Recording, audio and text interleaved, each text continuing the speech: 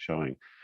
So next up would be Aakash, who's going to talk about quoFEM, and we'll give due diligence. We'll look at a geotechnical problem instead of a structure.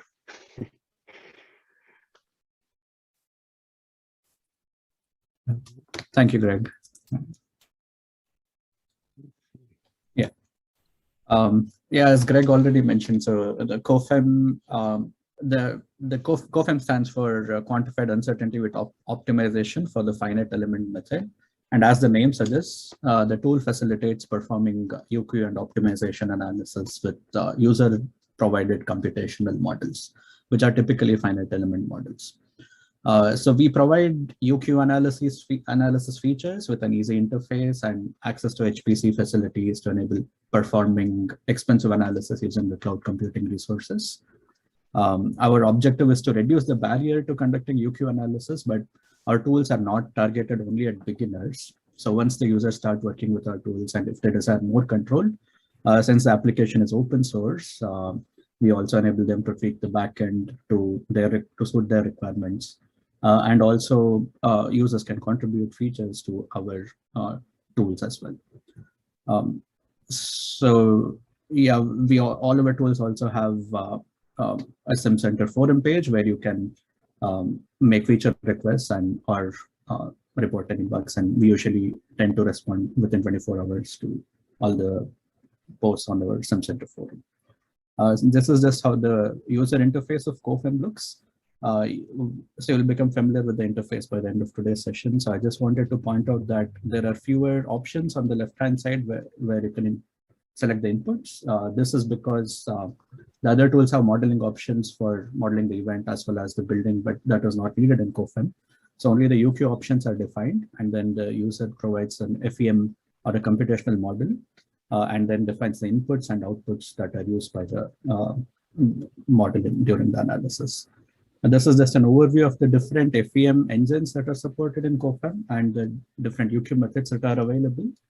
So quoFEM treats the models as a black box. So this enables all the UQ methods to function with computational models defined through any of our FEM engines. I would also like to point out that the OpenSci FEM engine also acts as a generic Python interface. So you can run any Python scripts. You can define any models in Python scripts and use that in your UQ analysis in quoFEM. So all the UQ algorithms tend to be first implemented in quoFEM, and then they propagate to our other tools. So there are options for forward problems as well as for inverse problems. Currently, the inverse problem options are only available in quoFEM. But once you calibrate a model, you can then use the sample values in our other tools. So this enables us to switch between our tools and combine the features of the different tools as required. Now, I just want to briefly mention an example of the soil liquefaction problem that we analyzed, that we conducted UK analysis using quoFEM.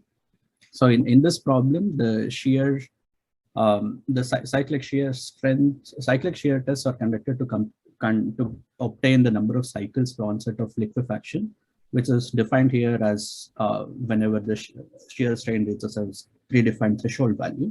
And several such experiments are conducted at different CSR, cyclic stress ratio values, to obtain the number of cycles at those corresponding values. Now, this can also be simulated numerically, and in this example, we used OpenCS with the PM4 sand material model.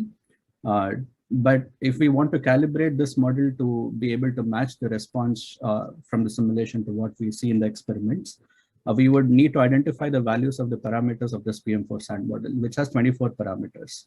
Now, before we attempt to calibrate the parameters, we might want to know which of these parameters are influential in determining the output quantities. So we first conducted a global sensitivity analysis, which enabled us to identify that there are 3 primary input parameters which significantly affected the outcome.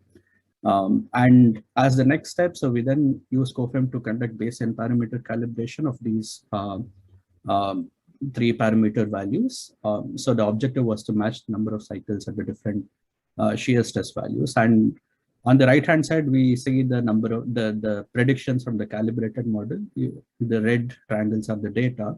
So the range of the predictions quite closely match the scatter observed in the data, as well as the fit is pretty good in comparison to a previously obtained results in literature as well. And we also obtain the uncertainty. The uncertainty in the parameter values is quantified in terms of these samples from the posterior probability distribution. Now, once these samples are available, they can be used for propagating this uncertainty forward through other models. This can either be done in quoFEM or pretty soon in our other tools as well.